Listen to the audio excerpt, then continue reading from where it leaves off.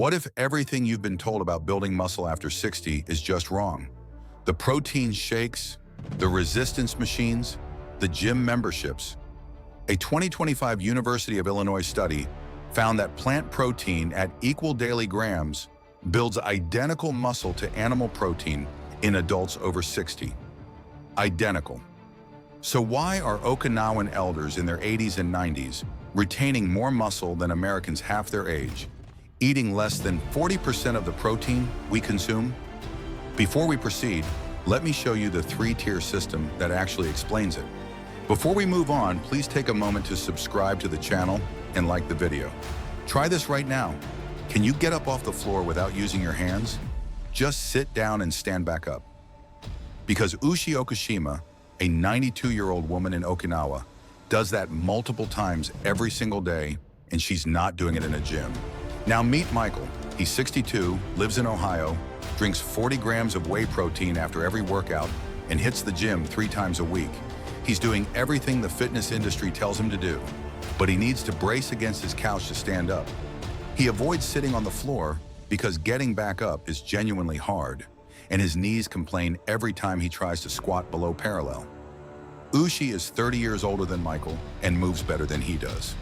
Here's the uncomfortable part. Ushi doesn't own a gym membership. She doesn't track macros or measure protein.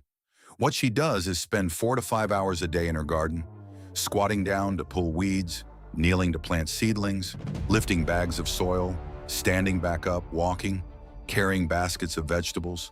That's her entire fitness program. And the numbers behind this are hard to ignore. Americans lose roughly 12% of their muscle mass between 60 and 70. By 80, that number climbs to nearly 30%. Okinawan centenarians just don't follow that curve. Their rate of muscle loss is significantly lower, and it's not because they're taking a special supplement or eating a specific amount of protein per kilogram of body weight.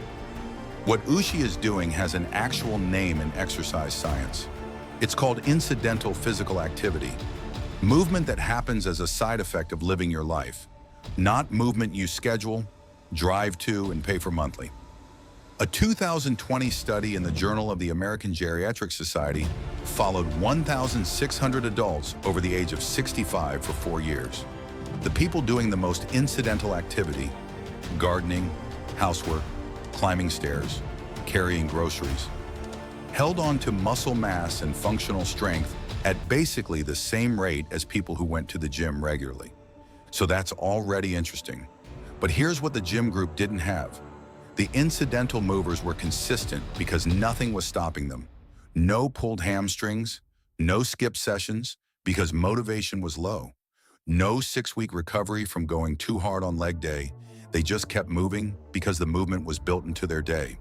When you break down what Ushi actually does in her garden, it maps almost perfectly onto what exercise physiologists call essential movement patterns.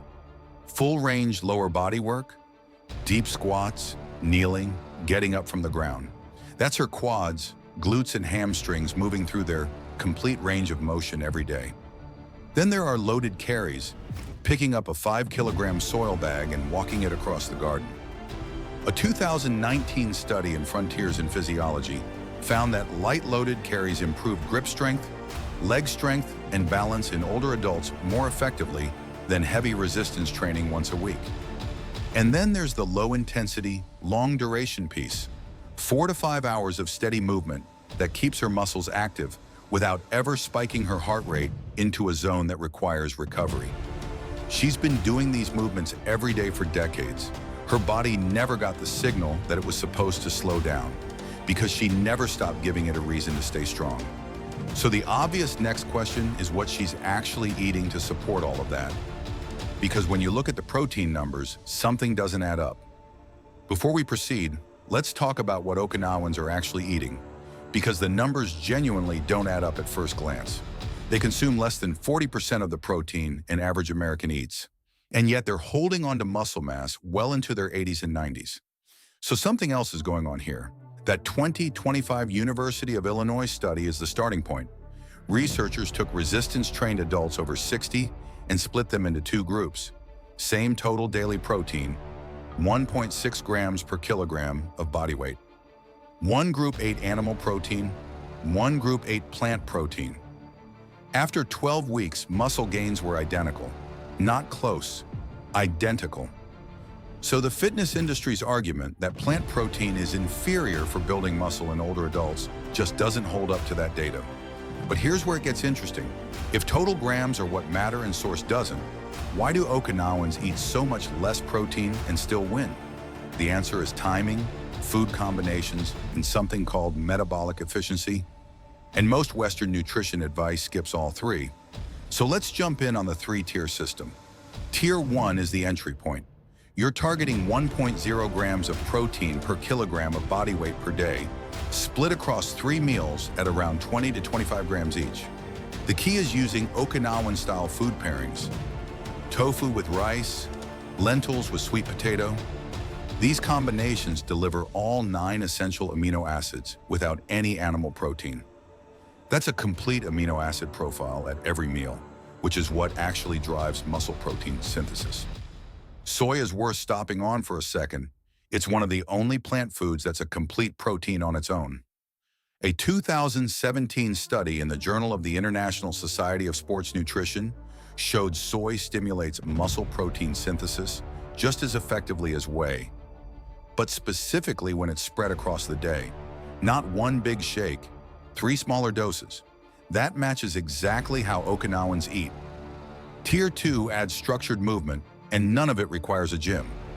You're doing 20 to 30 minutes of bodyweight lower body work daily. Sit to stand from a chair, floor sitting, comfortable bodyweight squats. Then 2 sessions per week of loaded carries using grocery bags or light dumbbells. And you're pushing total daily movement to 60 minutes or more through gardening, walking, or housework. Sound familiar?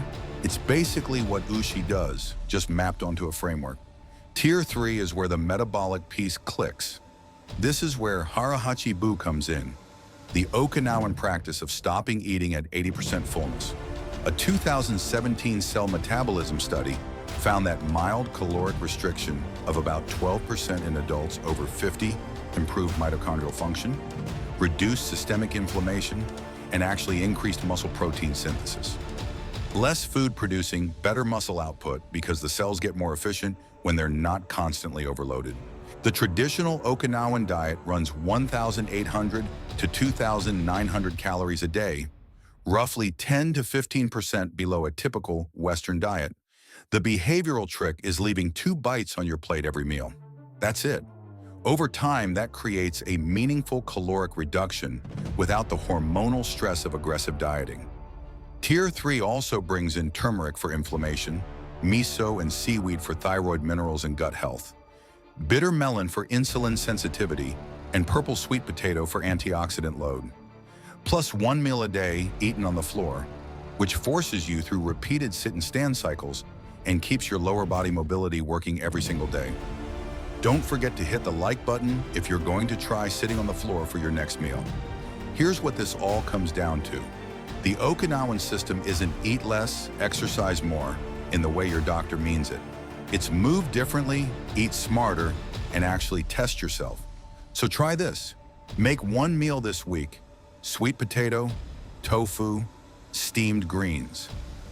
Eat it slowly, stop before you're full, and sit on the floor to do it. Then stand back up without using your hands. A 2012 study in the European Journal of Preventive Cardiology found people who couldn't do that had 5 to 6 times higher mortality risk over 6 years. If you enjoyed this video, the next one covers Sardinia and Nicoya, because Okinawa isn't the only place getting this right.